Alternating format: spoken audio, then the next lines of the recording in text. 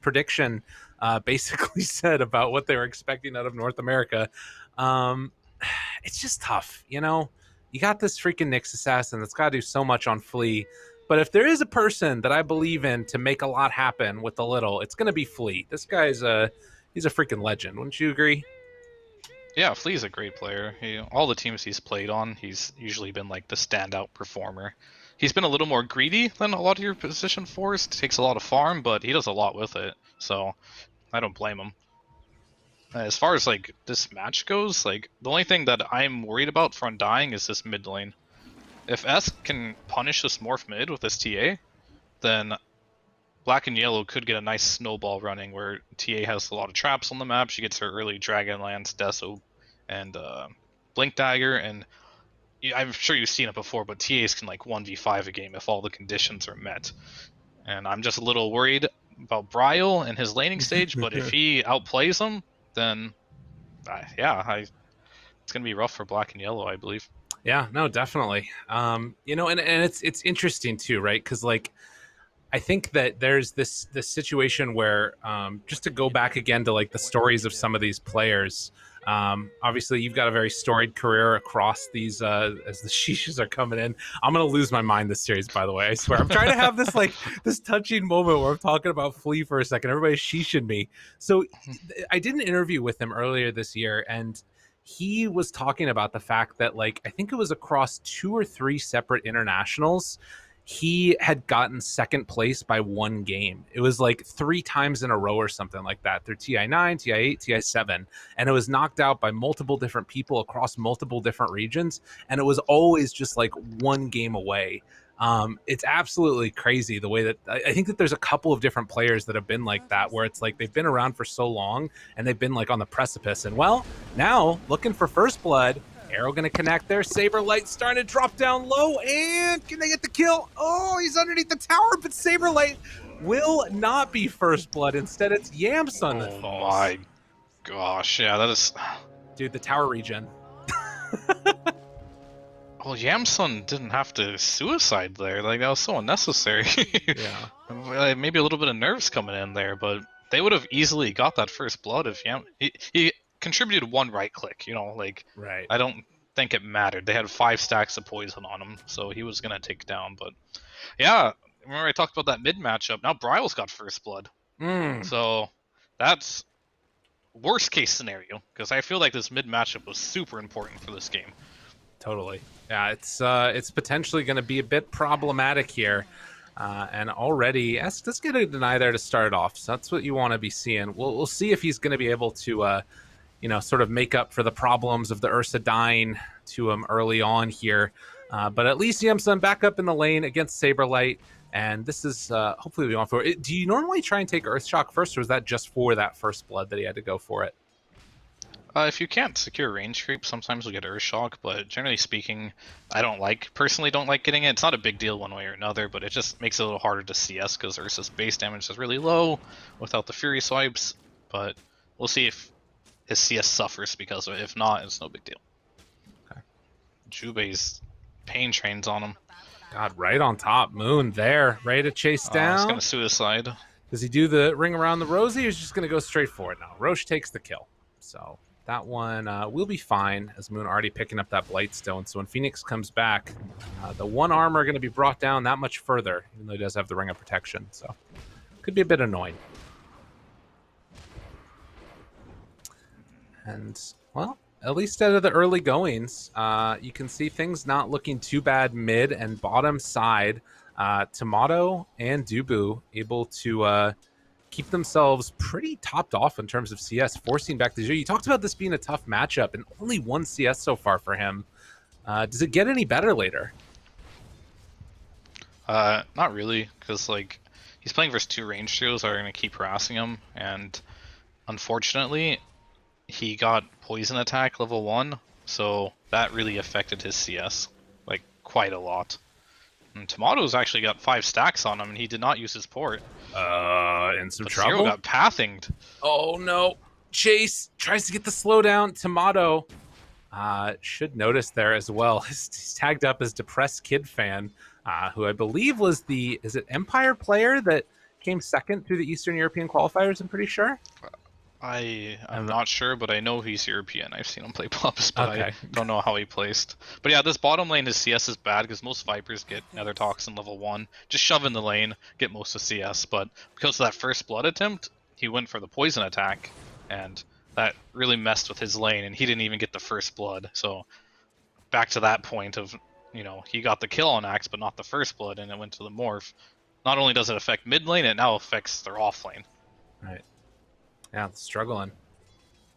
Very annoying for sure. And that's just one of those things where the small situations start to snowball on top of each other. So you can see up top there, Saberlight not quite able to get the call. There was a big creep wave there. So at the very least, Yemsa now starting to have a better time as down bottom. Dubu goes down. So Flea comboing together with Zero, able to make something happen here. As it's just a bit too far out on the map on Dubu. Yeah, I mean, that's this Viper hero in a nutshell. You lane him with a melee hero, and if you're ever out of position, it's so much damage. You're just gonna die every time. This is what makes Viper so strong. This is like not the case with like a Leshrac, for example. Like you'll take damage, but Viper will like finish the job. Right. Well, that is, I guess, part of the reason that's been banned out so often is, people just don't want to have to deal with it. And how frustrating it can be. Oh. Good start so far for Tomato down here in terms of the CS. In terms of like the actual level advantage, though, you can see that Viper's doing perfectly fine. As down towards mid, yeah, a little bit of battle back and forth there.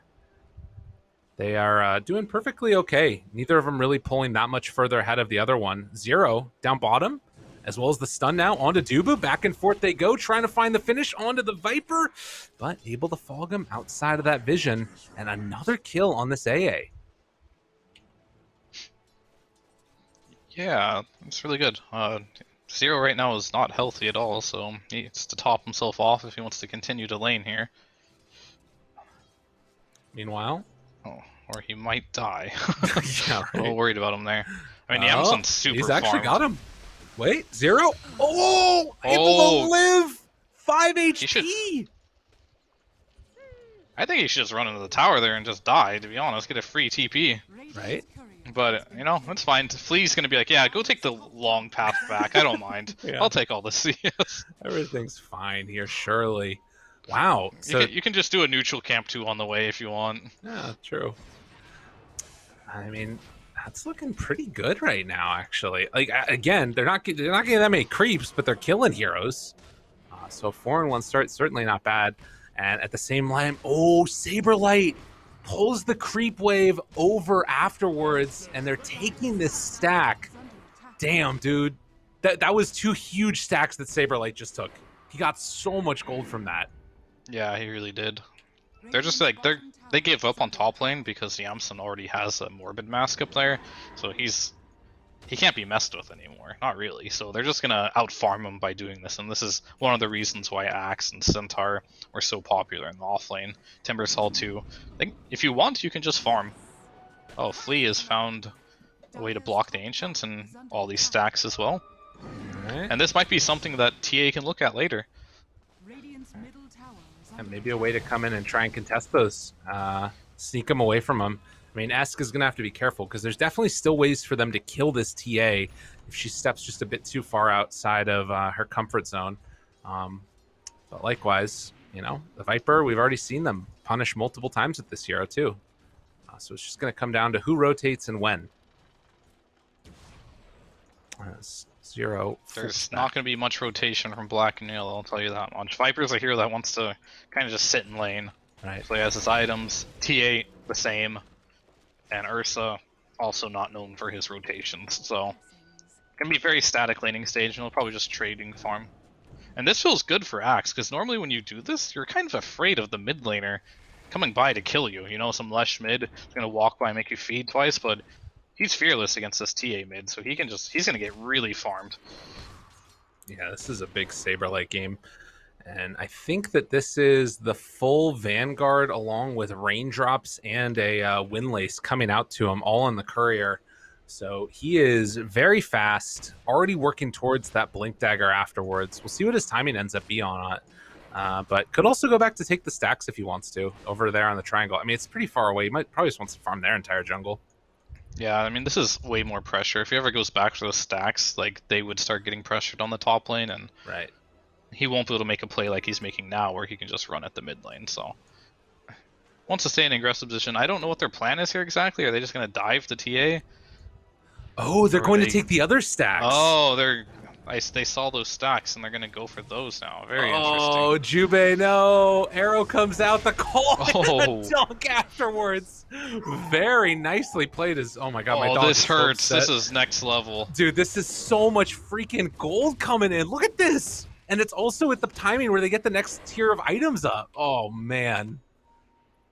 Surely they have to stop this ancient shenanigans. I mean, they have to. Flea's coming over. They're trying to. Esk is here as well. All right, a battle going on the bottom side, too. Literally 10 heroes here by the ancient Sex Saberlight goes down. Jubei 0 also falls. So 2 for 1 so far, but they got some of those creeps that they get them all. Moon, maybe in a bit of trouble, gets the jump away, but they find the finish with Esk. Triple kill for Bryle. A little bit of insanity going on there. Yeah, we'll see after they take the stack if things neutralize a little bit, but that was very good for Bryle's game. He got a triple kill out of that. Wasn't great for Saberlight, because it was okay, but he ended up dying for that one. Right. Morph is doing way better than I expected, and this TA is honestly struggling now, and her comeback mechanic was taken away from her. Most of it, at least. Well, that is, yeah, not necessarily what you want to see out of this hero that so often just wants to try and snowball away. And it's hard to, like, rebuild that sort of piggy bank of farm, you know? Where are you going to go? Because, like, you know, Yamsum needs to farm too. I guess that she can just push out the wave and then come back afterwards to stack it. But, yeah, big detriment there for sure. I like Bryle's build. He's got, like, the triple band of Elven skin. What? What the hell? What's that about? This guy's crazy. He's going Yasha Dragonlance. Oh, okay. Got it. So, like, yeah, just get a bunch of those belts, or whatever they're called. It feels pretty nice. A lot of agility. Yeah, that's neat. So they're level 6 on AA now. Blink Dagger's coming out soon on Axe. I think pretty soon here, kills are going to be very easy to execute for Undying, whereas Flea needs his level 6. Right. And every Vendetta cooldown, I feel like it's their only kill opportunity. Looks for a stun there onto Moon, but won't quite be able to catch it. Spots him there. Oh my God, mass TPs. Be careful there. Moon jumps away. A blast gonna come in. Didn't connect onto 0. And Saberlight showing down here. Hasn't revealed the blink because he's still a couple hundred gold away from it. And we'll complete it in just a moment. So, yeah, during that time, Roshan went down to Ursa. Right. He has Aegis. Cool. Stun. Moon in trouble. And going to fall. Yamson comes in for the easy KS there. Love to see it. Yeah, he's close to that Diffusal Blade, and with the Aegis, he might be the hero that needs to, like, make something happen on the map, to be honest with you. Yeah, definitely.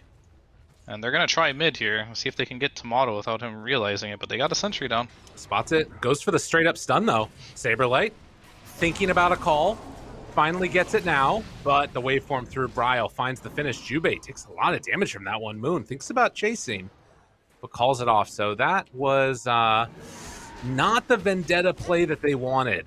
And also a little bit of a funky Blink Dagger reveal from Saberlight, but still, it's incredibly strong timing right here for Undying for a while. Yeah, they're just going to move together on their supports plus Axe, and the cores will have total freedom to farm or join, depending on what they want to do. It's a very straightforward game plan. Right. Saberlight should probably stop farming now, and just start looking to get really active every time they have, like, a smoke or a Moonlight Shadow. But for now, they're just going to optimize until the next smoke comes out or the next power spike. Yeah. I hope that he doesn't just wait till Manta. We've seen so many of those axes just do that. He can't do that with his lineup. He has 2 carries.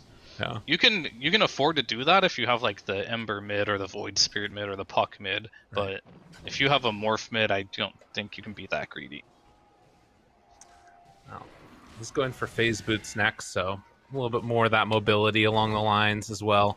I mean, again, Esk right now on this TA, not like shut out by any means, but like has this Dragonlance building towards the Deso. And Flea is actually back behind here. Could look for an opening onto Dubu since they do have vision. Well, do they want to go? They don't really have anybody in the area that can make this stuff happen. And Esk just going for a walk. A little crazy right there. Waveform and the runaway. Might And just be a dead Dubu here. yeah, oh, Oh. sidestep. Dubu drops down that slow, missed uphill by 0. Okay, little Dubu getting away. Please, Yeah, still has Dubu's this pinging gun. like, help, guys. Please, don't get me. Oh my god, the turnaround. No, Flea in some trouble. Looking for the finish. Oh my god, did he just get Saberlight killed? No, Saberlight TP's out. Yeah, what's done? And now, instead, Jubei is going to go down 0. Oh, they get it. Got him caught in trouble. Turns out stuns are pretty good, Fear. Yeah, even the mini stun from Morph proving to get them a kill. Yeah. Wow. That's wild. 2,000 gold lead now at about this 14-minute mark. Yamsun does have that defusal. Aegis still in hand for another minute and a bit. As Moon going to get chased here. Still has 3 leaps. And Moonlight Shadows as well. Oh, out of mana. Nice, fine.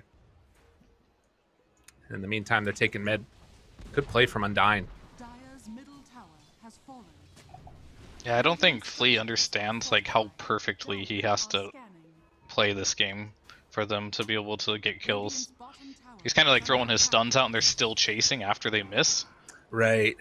They need to like realize once his stun is on cooldown, they need to reset. And they just got to play this really slow. The Viper opted for bots and not an Atos, so it's going to be an even slower timing, and they're really just committed to the farm here. Yeah, the game is very, very difficult for sure. Like that they really just don't have the tools that they need right now, barring some type of perfect initiation. Like even if Nyx is there and like Invis and on top of somebody, the amount of time it takes for the rest of his team to get there too, like there's no chance for a follow-up. They need like Blinks or that Atos that you're talking about or something else, because otherwise they're just not doing anything, and at least until those items come up and online. Saberlight gonna wrap around, sees that 0 is throwing out nether toxins. Does he go for a blind blink? That would be pretty insane. I I mean, diving at tier 2 at this stage of the game is like not easy. There's a couple of conditions you need to know. This is a mass TP to the bottom lane. They want to kill the Ursa. oh, that one's good. Oh, the arrow hit. Damn. There we go. Couldn't get the enrage off. Well done. Especially knowing the timing of the Aegis there, so. Scouted him out. I don't know who called it, but whoever saw that opportunity, big pick. Really, really well played. And I think that that's something that, like, it's what we've kind of been seeing missing is, like, the timing of when to go and, like, perfectly executing a maneuver, whatever that maneuver is. There's been, like, it felt like you could definitely feel the nerves in some of the other matches. Undying, very, very clean and collected play so far. Tomato might walk up here if they have damage. Stun. Got him caught for the moment. And Esk, right as I'm giving praise, they feed away a kill, which is just sometimes how it goes. It's fine. Everything's cool. But yeah, I mean that just happens when you play Drow. If you ever get on top of this hero, she melts from just a couple clicks.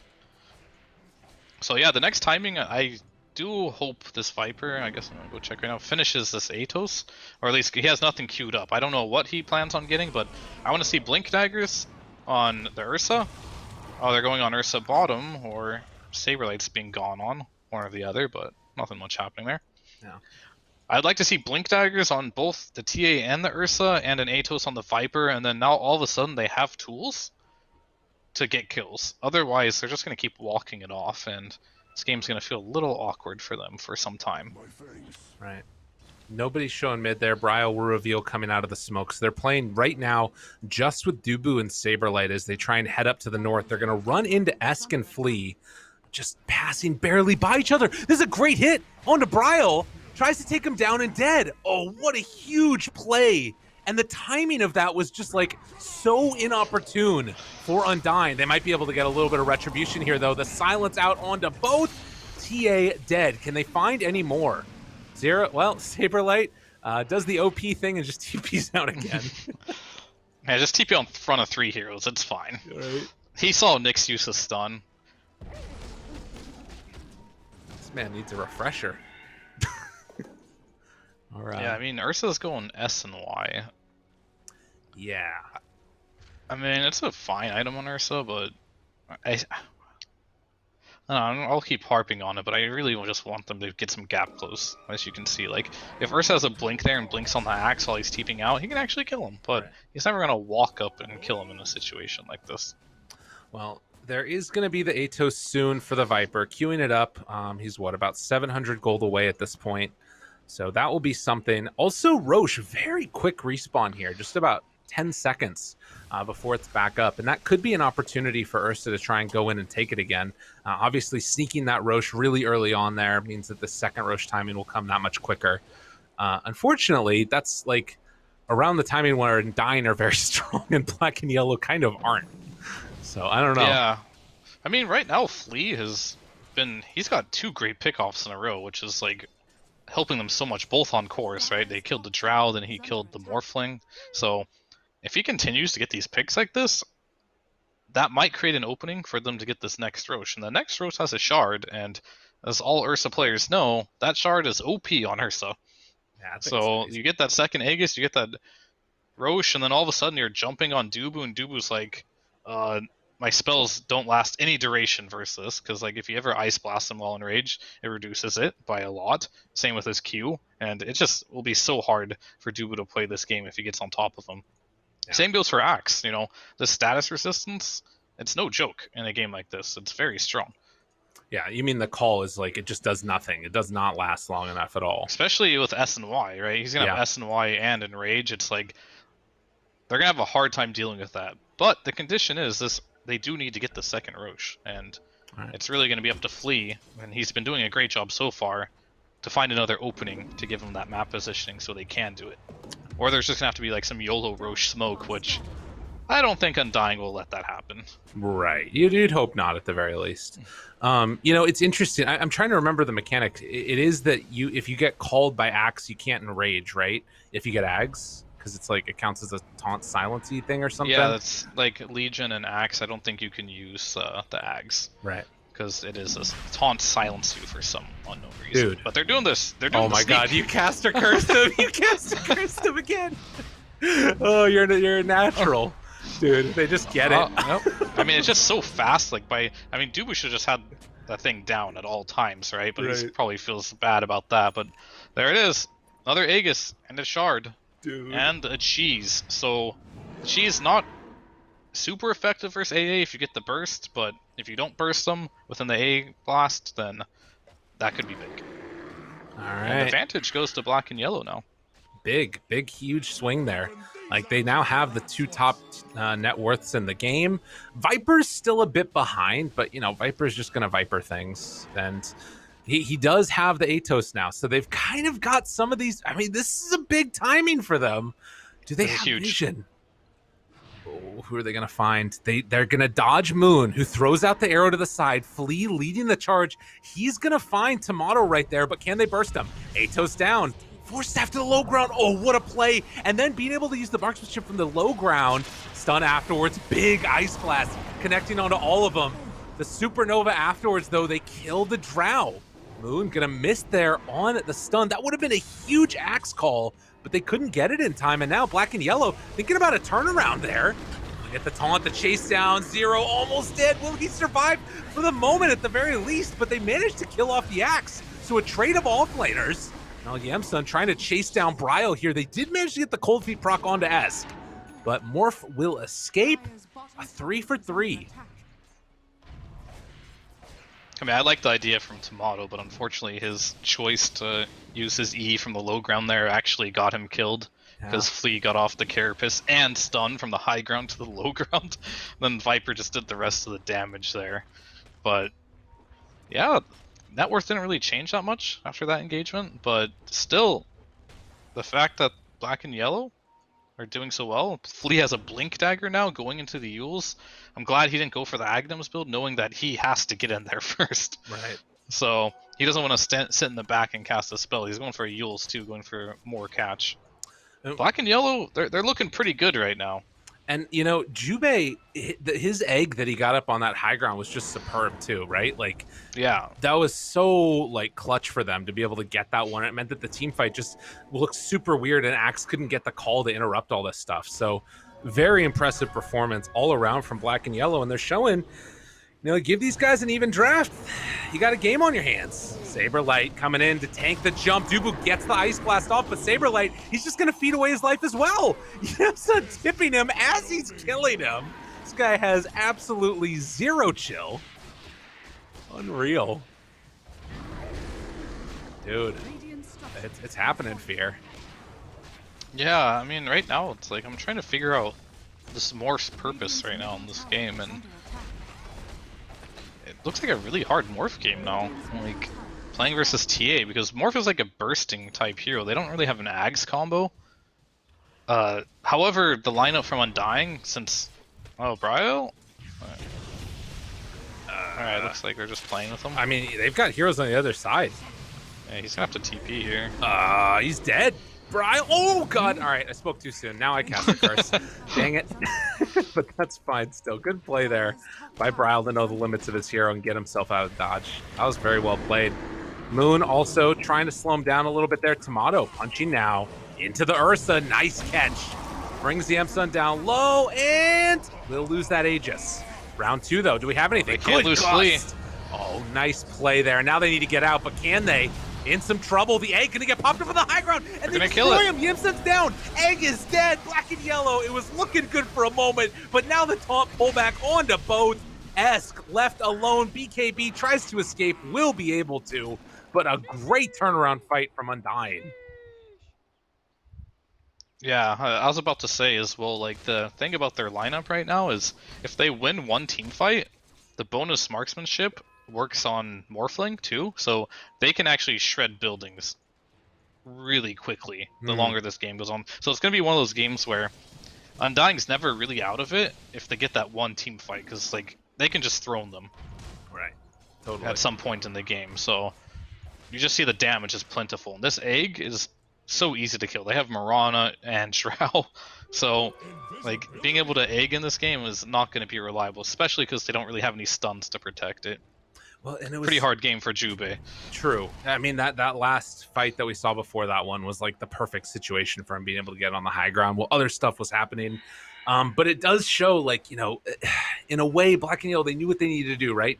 Get a bunch of vision down behind the tier 2 tower on the bottom side, and then like sort of eventually push that tower down a little bit, as Moon going to be able to dodge another stun from Flea there in the mid lane.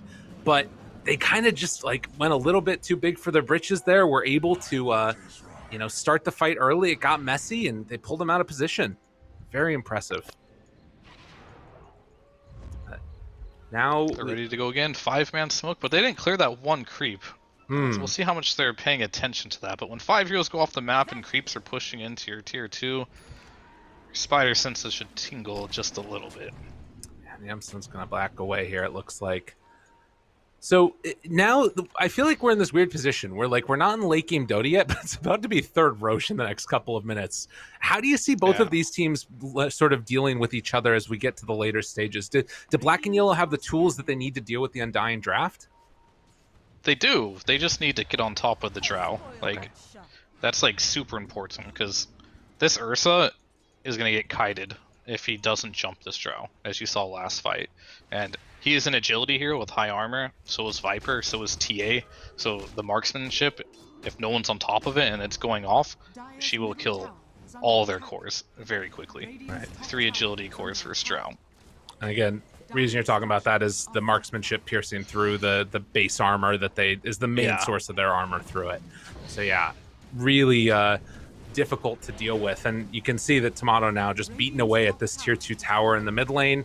That will give them access to the outpost first. Black and yellow do the Power Rangers TP out and head on down towards bottom. And then smoke up is for no Viper in this one, though.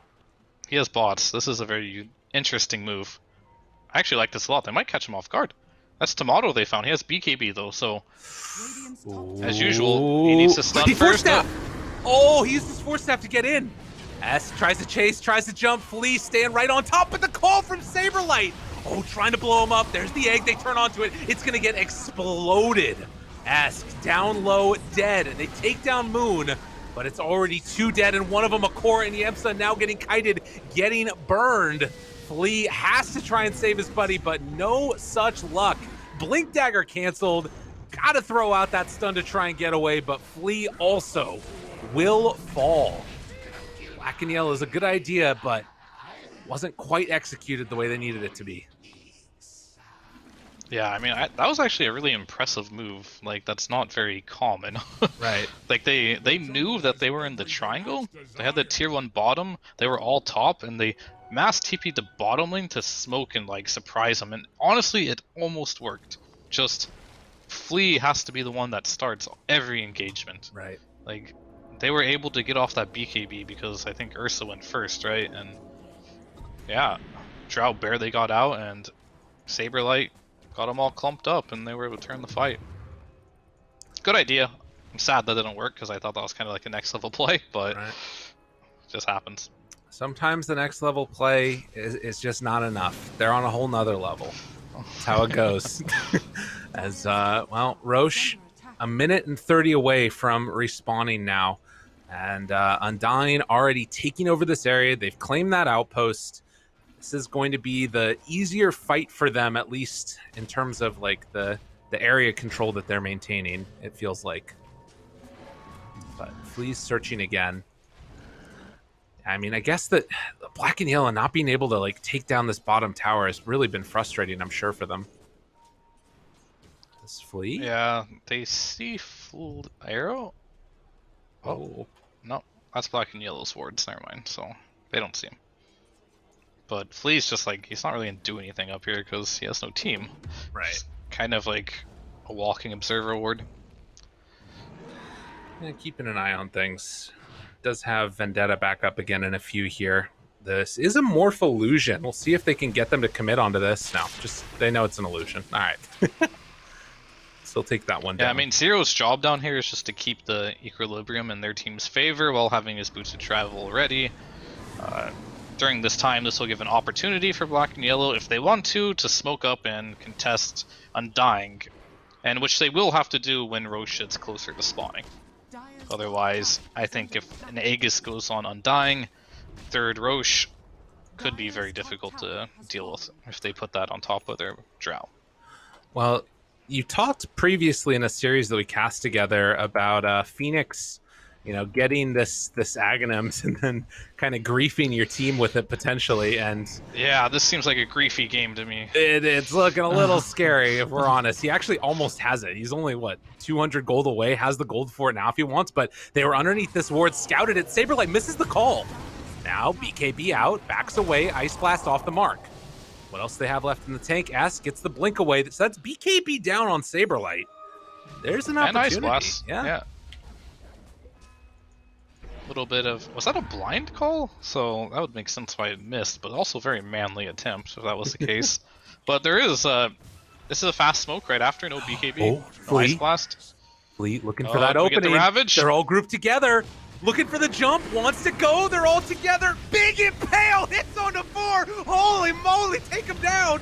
Can they do it though? They have enough left in the tank. They're trying to chase down Tomato. Oh, the Hurricane Pike, it's too good. Sometimes a Ravage isn't enough out of a Nyx, and they're just gonna kite them away. Flea will drop Yemsum, tries to turn back onto Bryo, but there's gonna be the call. Not enough stuns on the team as Esk gets bullied, pulled back down, and dead. Damn, dude, it was supposed to be the moment, but it wasn't enough. Yeah, I mean, it looks so good, but you just saw the follow-up after the Ravage Right. was...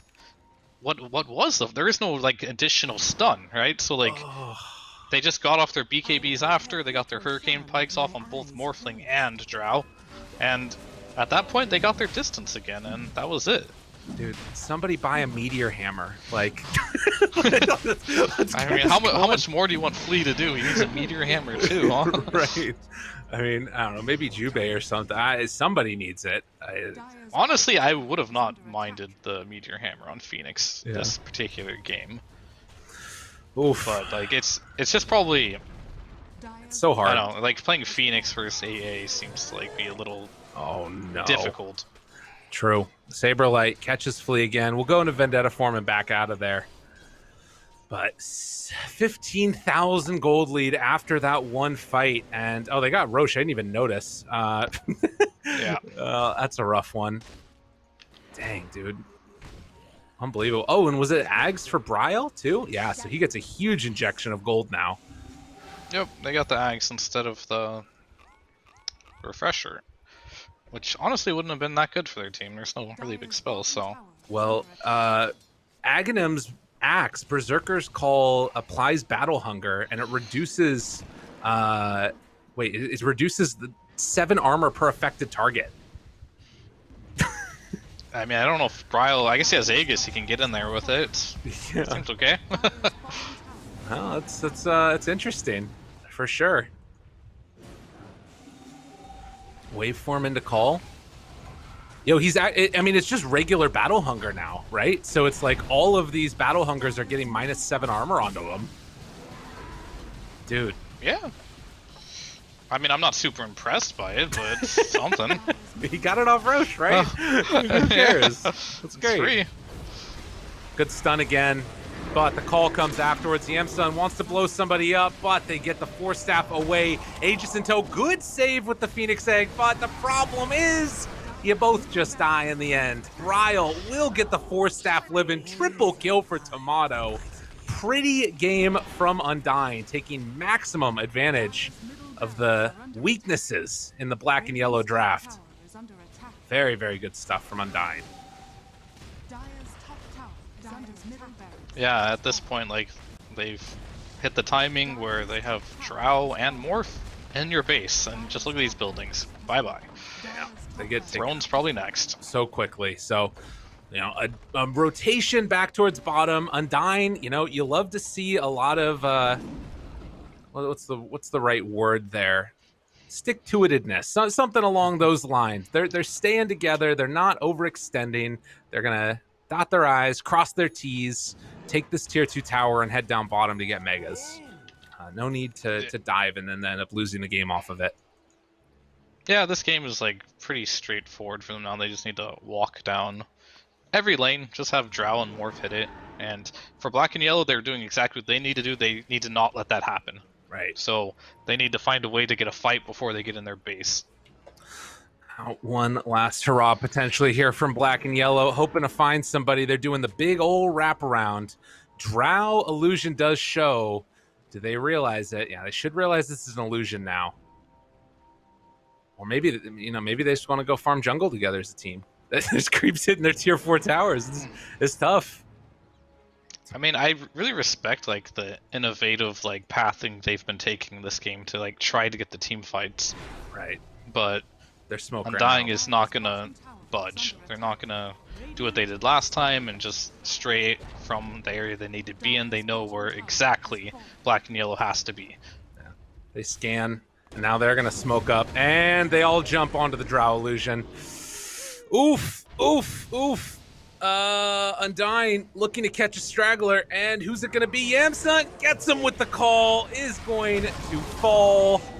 Great pickoff again from Undying. Reading the map, reading the situation, and he has buyback, but this one's gonna hurt as they will head on down after taking the tier 2 and go for more.